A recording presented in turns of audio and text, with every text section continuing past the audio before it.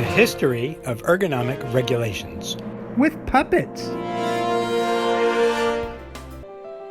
Good morning, afternoon, whatever it is, I don't know, my watch is broken. I'm Professor Wagstaff Adams Quincy from the Xena PV College. And today I'm going to tell you a little story about worker injuries and workplace safety. OSHA, the big federal kahuna of workplace safety, sets rules that here in my little state of Washington are supposed to be enforced by the State Department of Labor and Industries, affectionately known as L&I. In the 1990s, L&I received a couple of interesting complaints. One was about shoulder injuries occurring at a recycling company. The other was wrist injuries in a factory that made butterballs. These are called ergonomic injuries. Damage to the soft tissues of the body, mostly tendons, nerves, muscles, and joints. They happen when the demands of the job exceed the body's capability.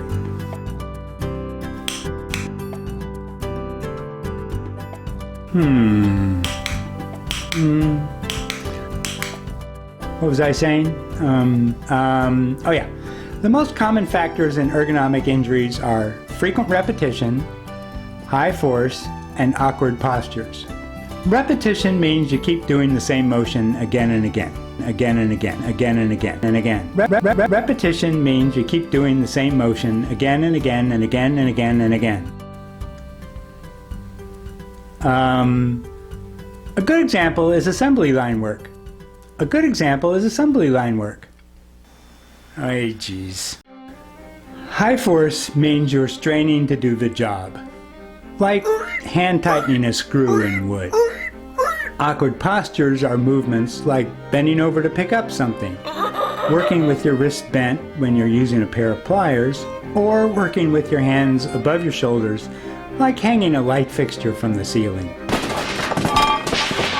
When you do these things a few times or for just a little while, you're fine.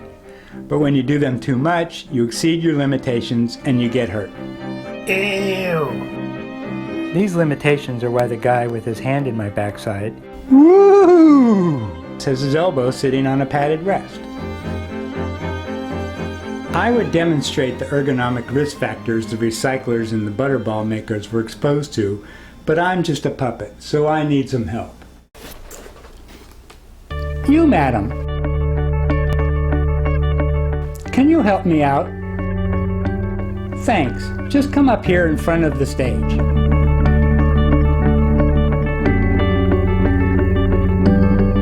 Is that bad?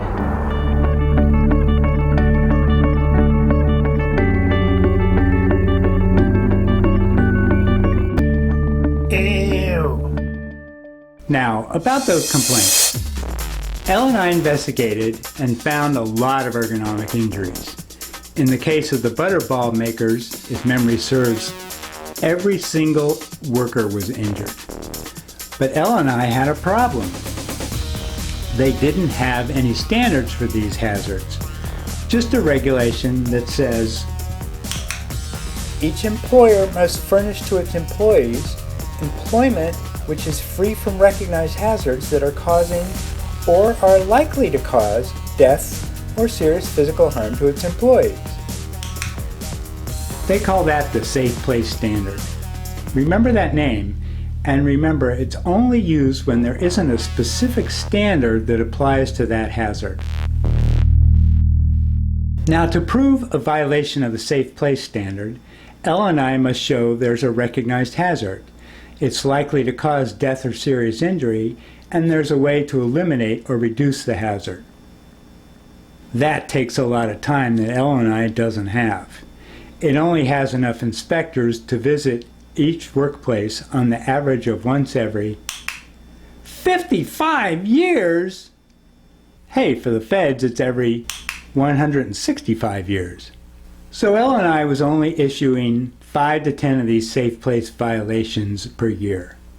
With Washington workers suffering over 50,000 ergonomic injuries every year, L&I needed a workplace ergonomic standard. So let's buckle up, get ready to meet the heroes and the villains, and try to follow what happened during the twisting, turning, and convoluted government process of working on a new ergonomic standard. First, apparently 50,000 injuries a year wasn't convincing enough, so Elle and I held 9 public meetings statewide, attended by 500 people, to discuss if a rule was really needed. The surprising answer was yes. Duh. So they created 2 ergonomic advisory committees, one for the construction industry and one for everyone else. These committees had 70 members from labor, business, health, and they held 12 meetings. Fortunately, everyone was pulling in the same direction. I'm here with Amber Balch of the Association of Washington Business. What do you think of Elle and I's attempt to regulate ergonomics? They won't be able to do it. Ergonomics is hard. Too hard? Well, one union activist had an idea to make it simpler. I know the UAW had published the Worker's Guide to Job Design. But as Balch just pointed out, business owners are simple folk. So for them, I put out the pop-up book of ergonomic hazards.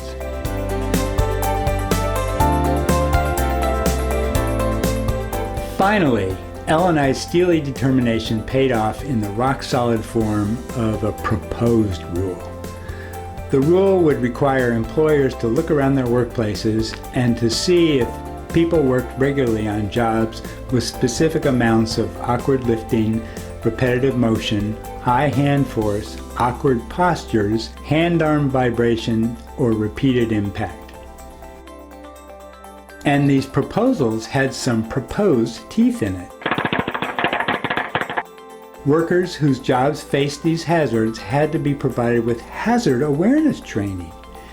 And the jobs above a certain hazard level had to be modified so they were no longer hazardous. Well, if possible.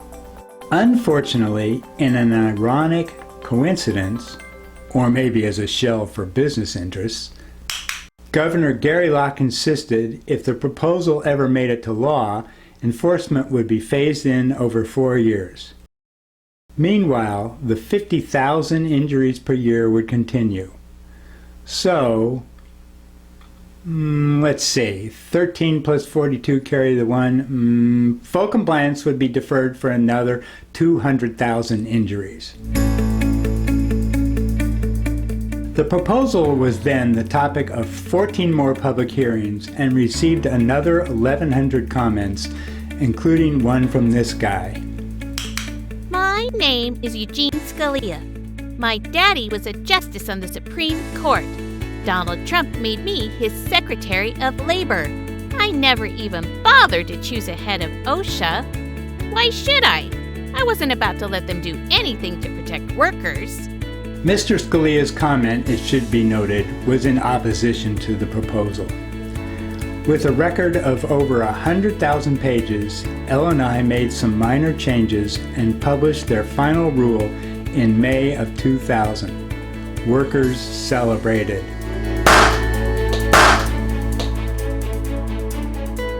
In preparation for enforcement in Washington State, Elle and I developed 26 demonstration projects, 3 basic workshops, 6 industry-specific workshops, a train-the-trainer program, dozens of compliance guides and fact sheets, a model employee education program, and a partridge in a pear tree. Oops, excuse me. With Peg Seminario of the AFL-CIO leading the forces of good on the national front, the federal government got into the act. During the final days of the Clinton administration, federal OSHA issued its own ergonomic standard. But instead of regulating hazards, OSHA said employers didn't have to do anything to prevent injuries until they occur. Back in Washington State, in January 2001, just to make sure safety would be paramount in the workplace, Governor Locke created a blue ribbon panel to decide if L&I's preparation for enforcement were adequate. The panel had 1 worker representative. It also had 6 business representatives and 4 professors on it. What'll you have? Blue ribbon. 2 months later in Washington, D.C., newly selected President George W. Bush, Newt Gingrich, and the Republican Congress used the Congressional Review Act to kill Clinton's OSHA standard. It was the first time the Congressional Review Act was used, and it wasn't used again for 16 years. Now things were really starting to speed up. A couple of months later, Washington employers concerned about regulating ergonomics, a group known by its cynical acronym We Care, filed a lawsuit to throw out the proposed Washington state rule. Then the Blue Ribbon panel reported their findings and said everything was good. Nevertheless, Governor Locke immediately decided to give business yet another 2 years to comply. The court ruled against We Care's lawsuit. The proposal was back. Then, in July 2003, the Building Industry Association of Washington filed Ballot Initiative 841, which would repeal the ergonomic standard. By all means, let the people decide. My name is Tom McCabe. I was the head of the Building Industry Association of Washington. Now I'm head of the Anti-Worker and Anti-Union Freedom Foundation. I'm surprised you invited me here. I gotta go. There is insufficient scientific evidence of risk. The rule will interfere with business operations. Compliance costs will be prohibitive. We will go out of business, and every job will be lost.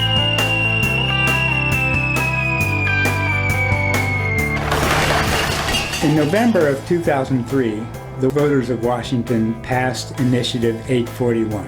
The Washington Ergonomics Rule was repealed. So today, we still only have the safe place standard to fall back on when employers decide they don't care enough about their employees to provide a safe place to work. So that's where we stand. But I'm hopeful and believe that there is a brighter future for ergonomics. And to discuss that, we have Professor Stubbins Firth from Zena Peavy's Department of High Pressure Astrophysics. Professor, the floor is yours. Thank you, Professor Quincy. We have spent many years working on this ergonomic program. We have tried a number of approaches. First, we came up with this shapeless mass of putty. It was useless for ergonomics, but it had real possibilities for our side research on middle management.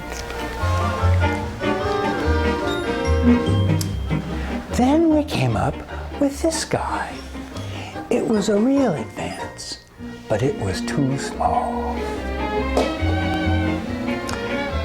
For a while, we worked on this.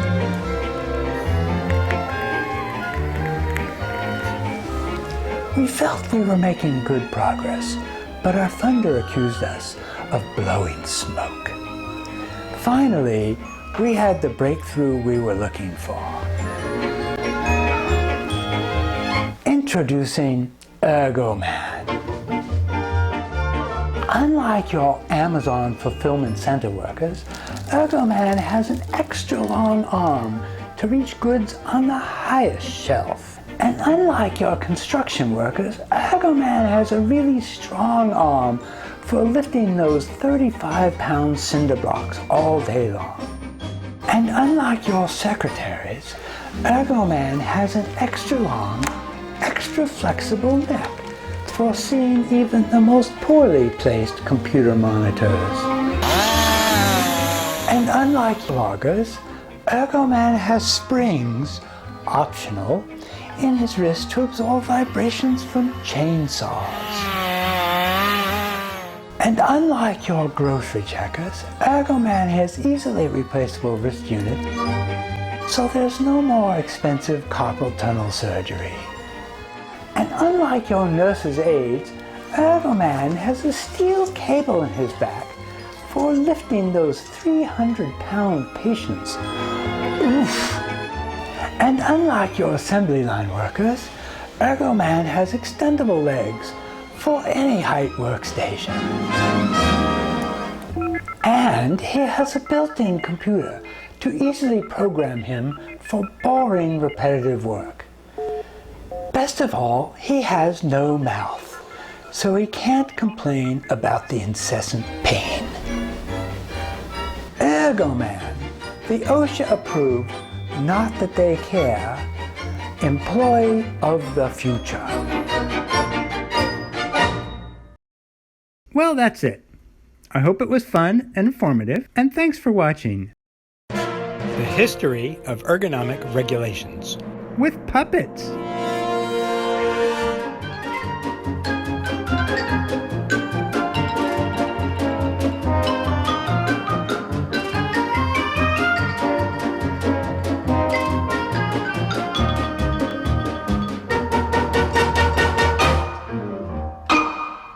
I say, how much of this will be on the test?